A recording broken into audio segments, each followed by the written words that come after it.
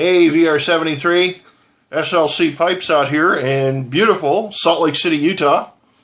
I've watched a few of your videos, and I'm first of all, congratulations on the 100+ subs, and glad that the Dagners, they do have a lot of power in this community, and that's in a good way, without a doubt. Enjoy watching Jason's channels and his dad and all the stuff that they do. Just a great bunch of people.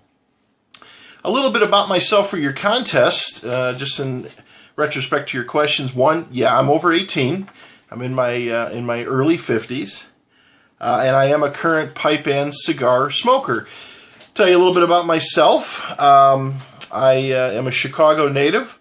I moved out here to Salt Lake City, Utah 22 years ago for my job. My day job is I am a IT consultant. I'm been in the information technology business for 30-some years, and I've tried some other things, but I always end up going back to what I know best. I'm married.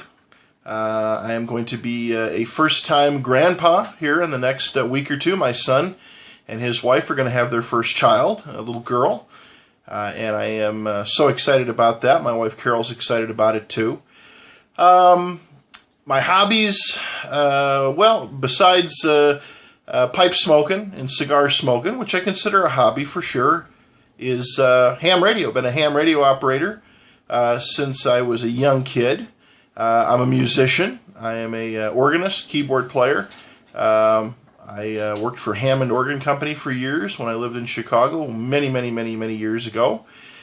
To get to some of your questions, one of the questions was, what got you into pipe smoking, and how did you start? Okay, well, I'll tell you. This pipe that I'm smoking, just to do a little housekeeping, this is a Dr. Grabo Duke. In it, I have a bowl full of shortcut to mushrooms. The way I got started is when I was a teenager.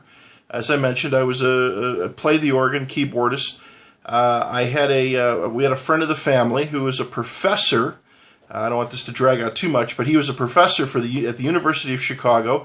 He was a violinist. He played the violin, and was a family friend. And he was a big-time pipe smoker, and his name was Rudy, and he's no longer with us. But he had a big pipe collection, had one of those fancy houses up along the Chicago lakefront, lake shore, and he actually had a room and an office dedicated to pipe smoking. It was beautiful, all beautiful woodwork, mahogany woods, it's just gorgeous. Anyway, for his birthday party, we went up there. I was a young kid at the time. I was 17, 18.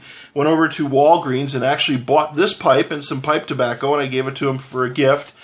And for the most part, I guess it just didn't meet his criteria. And he pretty much just handed it back to me and said, "Hey, you didn't need to buy this, thanks." So I was a little insulted. I threw it in my glove box in my truck at the time. And anyway, through my teens, on and off, I smoked cigarettes. They burned more in the ashtray than I actually smoked them. And pulled out the pipe. Had a pack of Borgum Riff rum-flavored tobacco. And that's how I got into pipe smoking 35 years ago. And I've kind of stuck with it. So that's my start to it. And I love the different pipes. I love different tobaccos. I enjoy it. I enjoy pipe smoking. I think it's very relaxing, and I like the way the tobaccos taste. As far as unique pipes go, I really don't have any unique pipes. I would just say that something that is a little unique, they're made out of pear wood, is the Mr. Bragg pipes. I've got a handful of them. Helmet skeletal piper turned me onto these. There's nothing really unique about it, but it's not made out of briar. It's made out of pear wood. It's got a unique taste. The tobaccos taste a little different. I love it. It's a great pipe, great smoking pipe. Again, nothing out of the ordinary, but just a little bit different wood. So that's kind of my unique pipe, if you want to call it that. I have some corn cobs. For Christmas, my wife bought me an Eric Norden pipe, which I have not had the chance to smoke.